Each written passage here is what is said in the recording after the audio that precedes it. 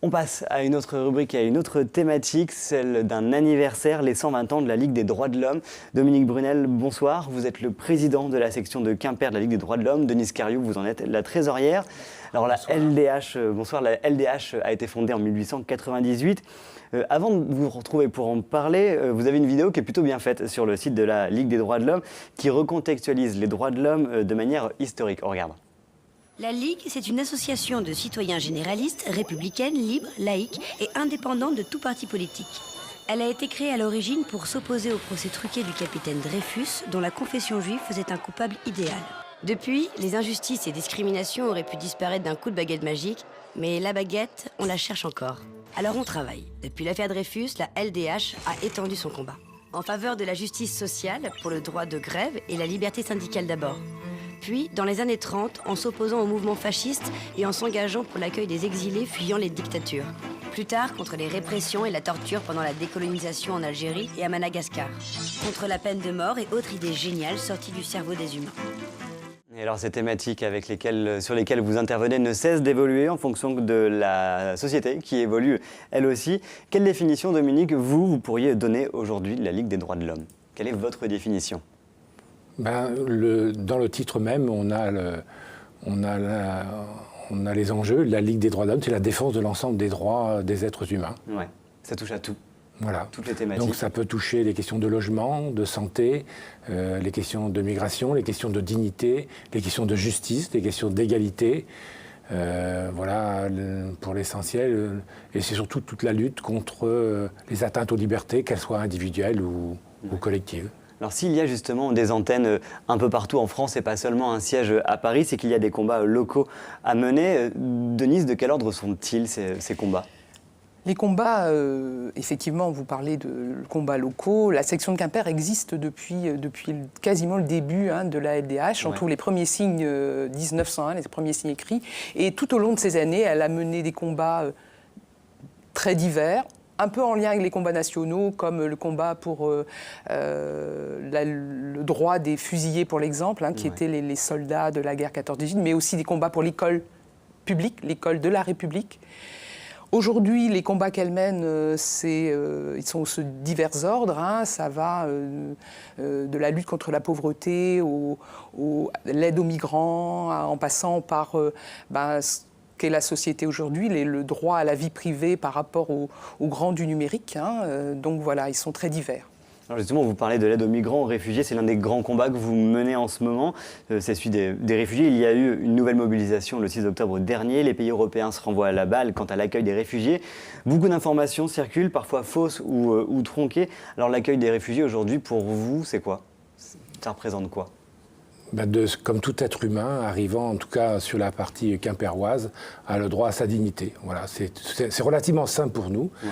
On doit les accueillir, ils sont là, donc on doit pouvoir remplir leurs droits fondamentaux, se loger, se nourrir, s'éduquer. Voilà. Ils doivent pouvoir vivre dignement, en tout cas sur la partie finistérienne, et on a les moyens de les accueillir. Alors la Ligue, justement, pour vous, ce sont des permanences, ce sont des bénévoles, des personnes qui sont réellement au contact de la population, au contact des gens qui ont besoin de vous. Ça se passe comment? La Ligue, c'est des bénévoles. Ça, c'est important de le dire. À Quimper, c'est une cinquantaine d'adhérents. Et c'est une permanence chaque semaine, chaque mardi, dans une maison pour tous. C'est une permanence qui accueille toute personne qui se sent spoliée dans ses droits. Pas seulement des migrants. Ouais. Et puis on le dit, c'est très large. Enfin, pour le coup, vous parliez d'accueil, vous parliez de logement, on parle d'éducation aussi. Les sujets sont très vastes. Et on a un grand domaine aussi, c'est l'accès aux droits. Ce n'est pas une question de... Les droits existent, mais c'est une question de méconnaissance de ces droits-là, et notamment pour les publics les plus en grande difficulté.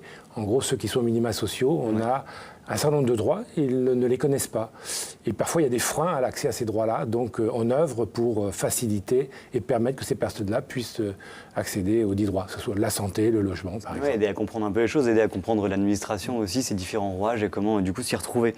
À l'occasion des 120 ans de la LDH, vous proposez quelques rendez-vous. Depuis le 8 octobre jusqu'au 23, il y a une exposition sur l'histoire de la Ligue des droits de l'homme. Ça se passe au Centre des Abeilles de Quimper. On se rend compte avec cette expo des combats menés, des combats à mener. Le contexte se renouvelle, mais finalement, on a l'impression que vous défendez toujours les mêmes choses.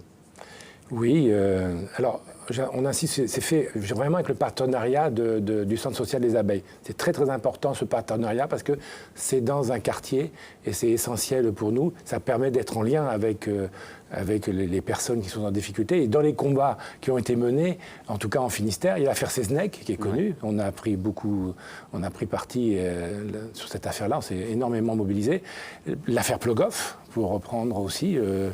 Pour l'opposition à la centrale nucléaire. Les violences policières, les personnes qui se sont trouvées déférées devant la justice, la défense. Et récemment, dans les combats maintenant, donc les migrants font partie de ces combats, mais la pauvreté, le recul de la pauvreté fait partie de ces combats-là.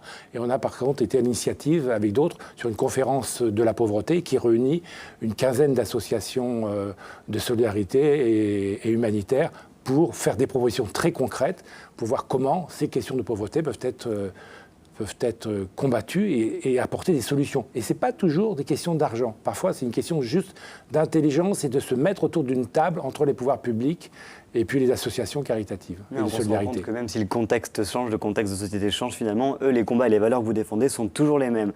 Ce samedi 13 octobre, vous organisez une soirée repas. Le 19 octobre, c'est un apéro-discussion autour des 120 ans de lutte. Quel bilan? Alors du coup, en 2 mots, le bilan, c'est quoi pour vous de ces 120 ans de lutte? Denise? Ce que vous disiez tout à l'heure, les combats sont effectivement à peu près toujours les mêmes. On se rend compte, début du 19e, par exemple, la LDH s'opposait à l'expulsion des migrants qui étaient à l'époque italiens ou portugais. Ouais. Vous voyez? Donc, 100 ans après, on est toujours dans le même combat à ce niveau-là. L'exposition, on l'a voulu très pédagogique, parce qu'on souhaite en faire après un outil qu'on pourra mettre à disposition des collèges ou des écoles. Vous voyez, ça aussi, c'est un bilan, c'est le travail en direction des jeunes, des enfants, des collégiens, des lycéens, pour faire connaître l'action de la LDH et les sensibiliser aux problèmes qu'on rencontre. En tout cas, vous n'avez pas fini d'agir. La LDH à son expo jusqu'au 23 octobre. On retrouve également toutes les infos sur vos sites internet, la LDH de Quimper et la LDH nationale. Merci beaucoup à vous, Denise et Dominique, d'avoir été sur notre plateau.